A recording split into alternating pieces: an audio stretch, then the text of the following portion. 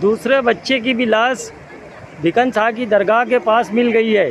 किला तहराक गुलूक लाश को लेकर सिविल अस्पताल पहुंच रहे हैं। ये आप वीडियो में देख सकते हैं कि ये लाश को लेकर निकल रहे हैं, यहाँ से सिविल हॉस्पिटल की तरफ पहुंच रहे हैं।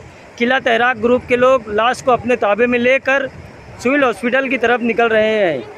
यहाँ भिकन शाह की दरगाह के पास कुछ ही दूर पर बच्चे की लाश मिली है और इस लाश को भी लेकर सिविल हॉस्पिटल की तरफ पहुंच रहे हैं।